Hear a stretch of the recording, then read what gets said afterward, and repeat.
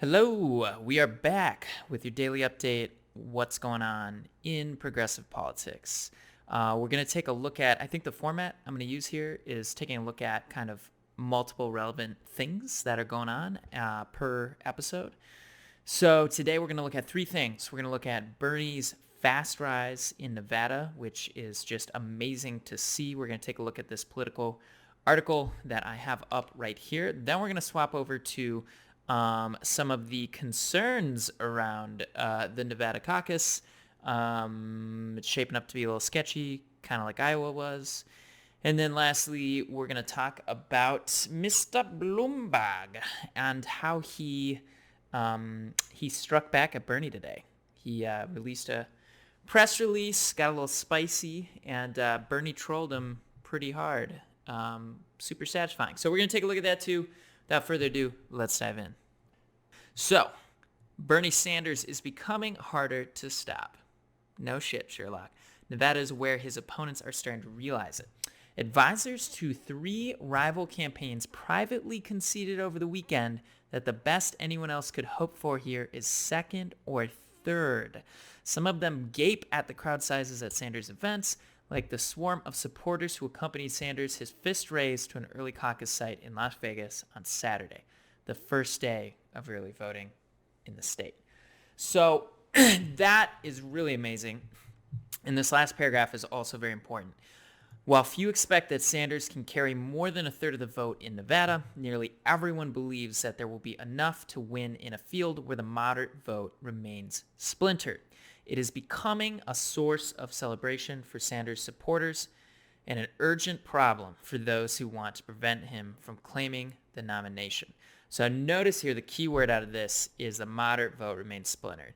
A lot of what this piece talks about is how these Democratic strategists are biting their nails because there's so many moderates in the race trying to occupy the center lane that the vote is just getting split. And Bernie, even though he's got about a third of the vote, that's far more than anyone else because the moderate vote is so diluted. Now, I don't completely buy that theory because if, let's say, one of these candidates were to drop out, let's say Biden were to drop out, polls show that Bernie is a second choice of many Biden supporters. So it's not really one for one. You can't just take all of the moderate votes and squish them together. And you can't take certain moderate candidates out of the race and assume that that means now there will be more moderates to overwhelm Bernie's progressive coalition. So, there's a lot of different theories here about how it works, but the main takeaway from this is that the establishment is scared shitless. They do not know what to do. Bernie is looking unbeatable in Nevada. There was a recent poll that just came out that put Bernie at 40%.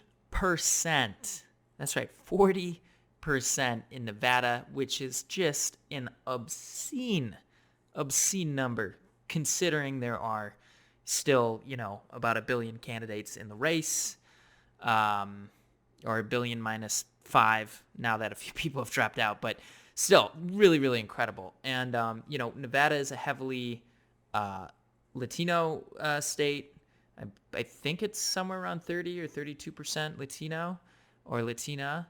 So, and Bernie polls really, really strong with Latinos. So that, I think, is really fantastic, and it helps explain part of why Bernie's doing so well here.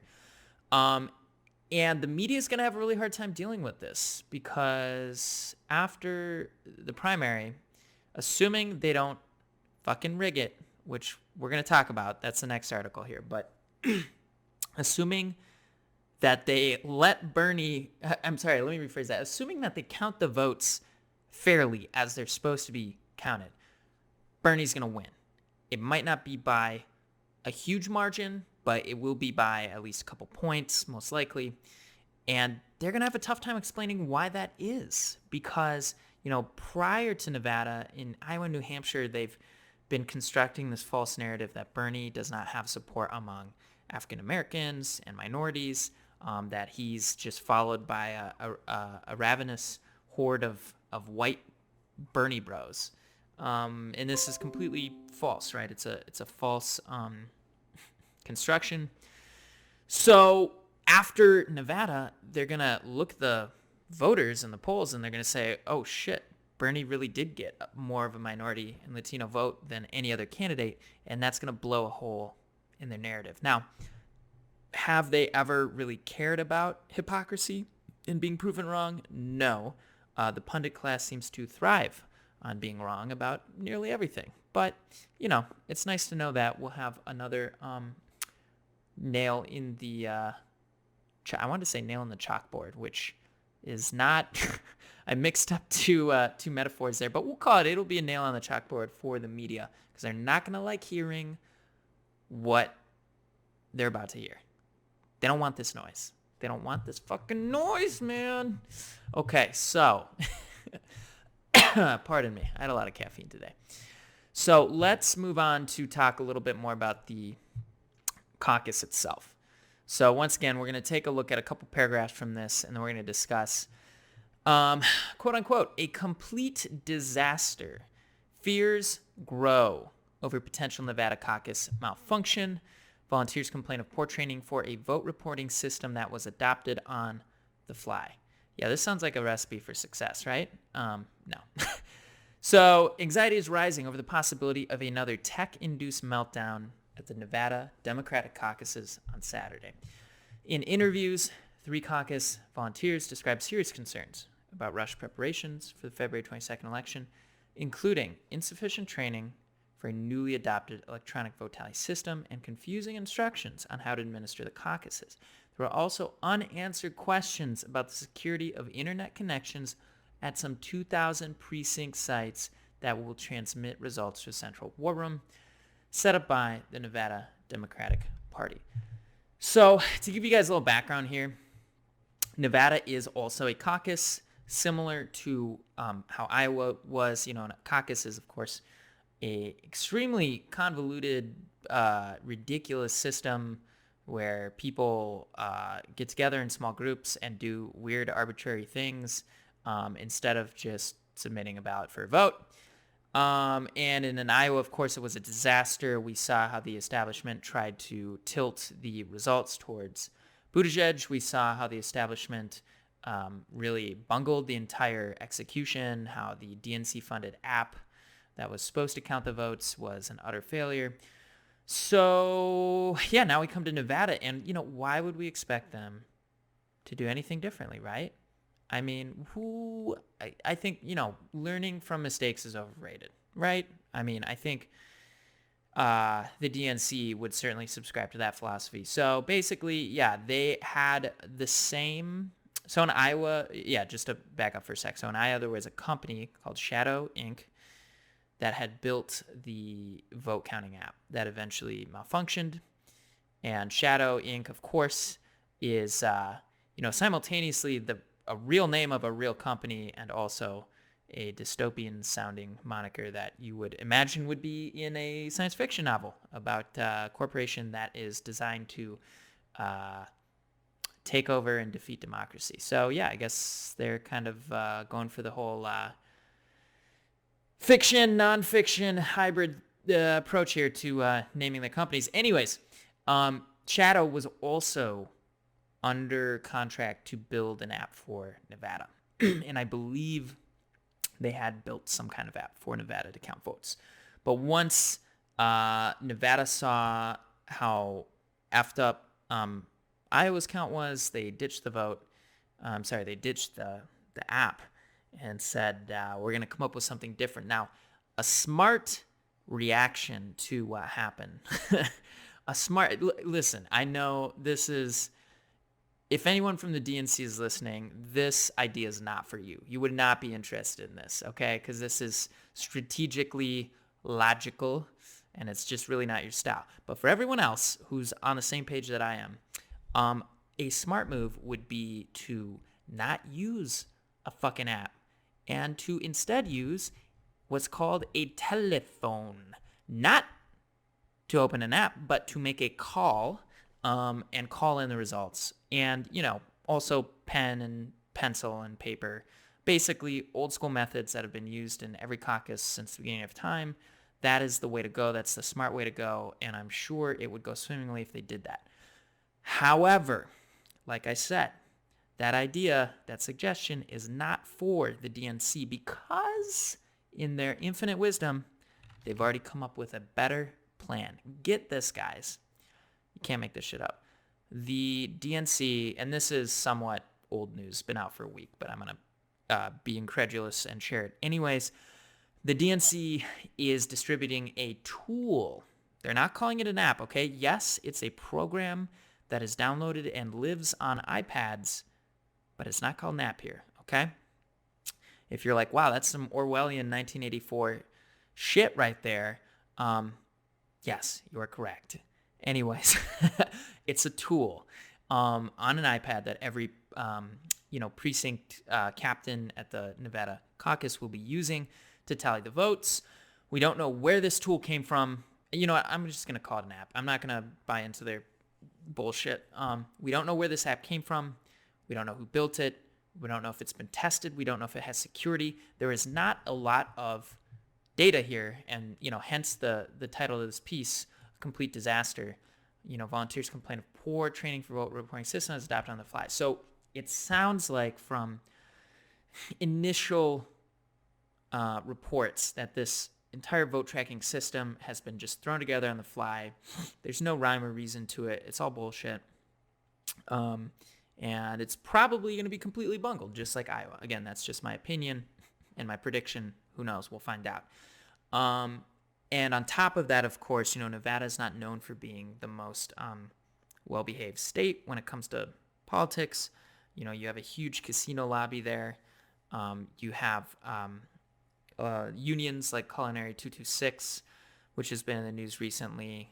Last year, Harry Reid worked with the casino lobby and Culinary 226 to potentially somewhat tilt some more primary voters towards Hillary compared to Bernie. So long story short, there's a lot of things that could come into play here in the Nevada primary that will make the climb more difficult than it should be, or that could tilt results, or that could create uncertainty over results. So we will be watching with bated breath. The takeaway from all of this is don't be complacent. We got to keep working. We got to keep canvassing. We got to keep making calls. We got to keep shit posting on social media because, we got to pretend like we're coming from behind if we want Bernie to win. It's not the time to rest on our laurels. Okay, so on to the final piece of media we're going to check out today. All right, so we are stopping by the Twitterverse. Sometimes not a good move from a mental health perspective, but from a news perspective, can be pretty useful. So here we're taking a look at Sahil Kapoor. I don't really know him. He's an NBC reporter. No idea if he's cool or lame, but has an interesting tweet here, which is Mike Bloomberg's campaign manager, Kevin Sheekey. That is a last name. Interesting. Sheekey releases a statement responding to attacks from Sanders. Subject line, Bernie's new bro, Donald Trump. So it reads, and I kind of hate to read this, but we have to make fun of it after. In response to repeated attacks by Bernie Sanders, his spokespeople and supporters, today Mike Bloomberg 2020 responded against baseless charges espoused online, in print, and on TV. It's a shameful turn of events to see Bernie Sanders and Donald Trump deploy the very same attacks against Mike, but the reason is clear. At this point, the primary is Bernie's to lose and ours to win. Bernie knows this. Trump knows this. That's why they're united in the campaign against Mike, said Mike Bloomberg 2020 campaign manager Kevin Sheekey. Mike is in this race to defeat Donald Trump, and he's a Democratic candidate who can get that done. This campaign will not sit idly by and allow these false attacks to stand without response. So that was Mike's statement. And we're going to touch on this for a second. But first, I need to show you, according to Sahil, this was Sanders' response to Bloomberg. This was Bernie's response, was just tweeting this picture, which is so amazing because it's Michael Bloomberg and Trump hanging out, golfing. Incredible. I love that because Mike's whole attack is Bernie's new bro, Donald Trump. Mike is trying to draw this connection. Oh, this has 100,000 likes. I love it. So, Mike's trying to draw this connection that, Bernie is somehow like Donald Trump, just from the left, that both Bernie and Donald Trump are attacking Bloomberg for, different reasons, but, Bloomberg's this upstart guy who, Bernie's afraid of somehow, which is complete bullshit. Bloomberg is more like Trump than any other person in the race, as Bernie answered here quite easily. And, he's, just from a strategic level, I want to share this insight. Bloomberg entering the race might actually be a blessing in disguise for Bernie. Because you notice early in the campaign, Bernie didn't really attack other candidates. It's very rare for Bernie to come out swinging hard against other candidates. He tends to kind of take the high road a little bit. The media will tell you otherwise, but I promise you, you will find not that many statements that are attacks from Bernie compared to some of the other candidates. He threw a few at Pete Buttigieg, specifically about Pete having billionaire fundraisers, but that wasn't really, gloves off, mask off. That was just kind of like, hey, Pete's got a lot of billionaires fundraising for him, which is not great, right? So that was kind of gentle, I think, as far as political attacks go.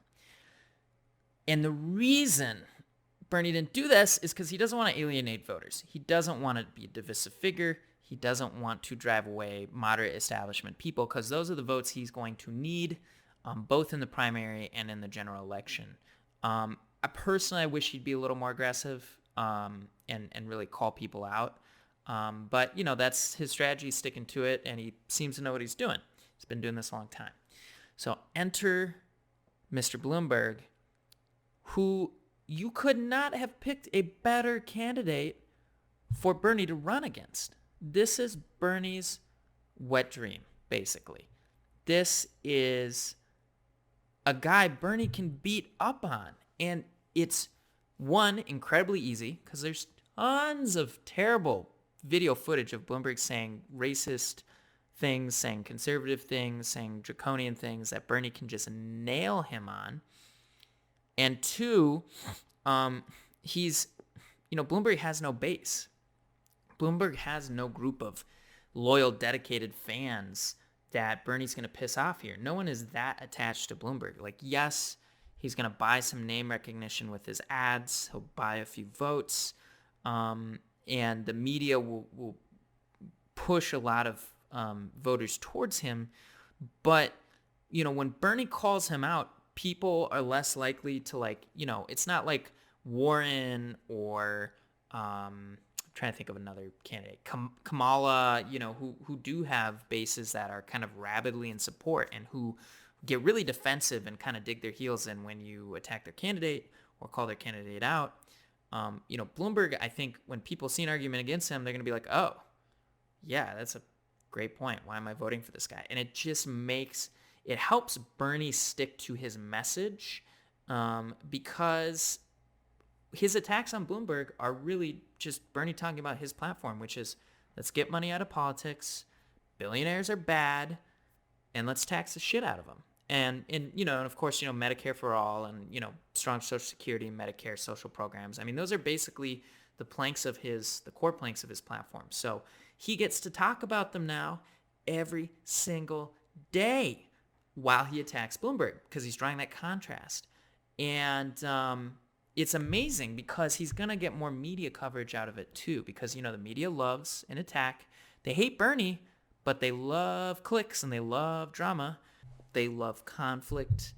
They love fights. And even though they don't like Bernie, they are going to play clips of him going after Bloomberg because it's juicy, right? And then Bloomberg responding. And it's going to be very, very difficult for people not to get the impression that Bernie is right here. And regardless of that, he's going to get a ton more press from this conflict. So I think, literally, you couldn't have picked a better situation for Bernie. You know, if he was stuck with just him and Joe and Warren and Pete, you know, he'd be kind of constrained. It's harder for him to differentiate himself. Like, for example, yes, he did attack Biden on Biden's record on Social Security. Again, I think it was a pretty gentle attack. He just pointed out Biden's record, you know, and how Biden wanted to cut entitlements. And that was, you know, it was an attack that was very effective, actually. But again, there's only so much he could use against Biden and Warren and Pete. Not because there's not enough there. There's certainly enough baggage. But again, he doesn't want to alienate their voters. He wants to win the voters over, and that's hard to do when you're attacking a candidate. For example, Warren, very, very similar to Bernie's platform, hard to draw differentiation there. But if he has Bloomberg, who is a punching bag for him to beat up on, that is perfect. And he can focus his messaging there, forget about all the other candidates, and hopefully siphon a lot of voters off in the process. So that is what is good, my friends. Thank you for watching. Again, let me know what you think of this longer format. I'm kind of almost going for like a podcast style format where you can just leave the video playing and listen to me. If you have YouTube Premium, you can leave the video playing in the background and don't even have the app open on your phone and just play it while you're doing shit. You know, part of the reason I'm making this content is first of all, I love politics. Very, very passionate about it. You can probably tell that. But second of all, I consume a lot of political content, and I've kind of run out of, there's like not enough for me to consume every day. I've got a few favorite podcasts. I've got a very, large Twitter feed. There's a couple websites I look at, but once I run through all of these things, I'm like, well, shit, I'm out of, how do I get my fix? You know what I mean? If I was a healthy, normal person, I would stop. But, you know, hey, this is how some of us are, man. We like our politics. So, you know, this is supposed to be kind of another thing, almost like a supplementary type of content where if you're the type of person that consumes a lot of political content, you want something longer you can listen to, you want something that is updated frequently. I'm going to try this daily as long as my schedule can fit it, and as long as my interest holds, I'll post daily. And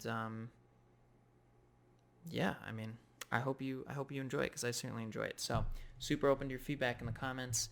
Thanks for listening, and I'll see you next episode.